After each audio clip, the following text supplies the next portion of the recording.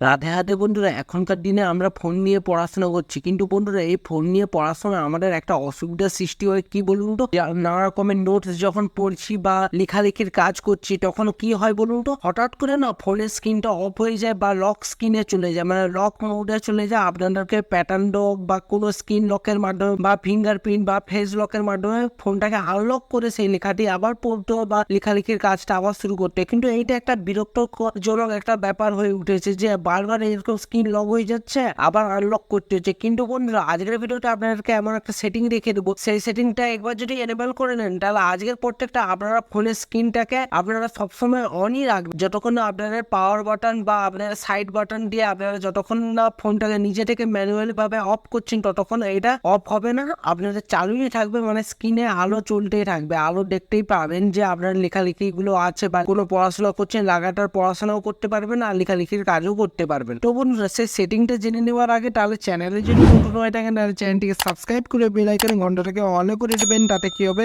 নতুন video notification সবার আগেই পেয়ে যাবেন। ফেসবুক পেজটিকে যদি না ফলো করে রাখেন, ফেসবুক পেজটিকে অবশ্যই ফলো করে দেবেন, আর বন্ধুরা একটা লাইক অবশ্যই করে দেবেন। তো বন্ধুরা চলুন আজকের ভিডিওটা স্টার্ট করে নেওয়া যাক। তো বন্ধুরা তাহলে আজকের ভিডিওটা আপনারা দেখে নিন যে 1 মিনিট বা 2 মিনিটের পরেই যে আপনার স্ক্রিনটা অফ হয়ে যাচ্ছে, তার টাইম ডিউরেশন বা একদম স্ক্রিনটা যে অফ হবে না, সেইটা সেটিংটা কিভাবে এনেবল করবেন। তো দেখুন, প্রথমে আপনারা কি করতে হবে, ফোনের সেটিংটা ওপেন করে নিতে হবে। ফোনের সেটিংটা ওপেন করে নেওয়ার পরই এখানে কি করবেন, স্ক্রল ডাউন করে আসবেন। স্ক্রল ডাউন করে আসলেই দেখতে পাবেন লক স্ক্রিন, এখানে টাচ করে দেবেন। টাচ করে দেওয়ার পরে প্রথমে অপশনটাই দেখতে পাবেন স্লিপ। এই স্লিপের ডান দিকে দেখতে পাবেন আফটার 1 মিনিট অফ ইনঅ্যাক্টিভ।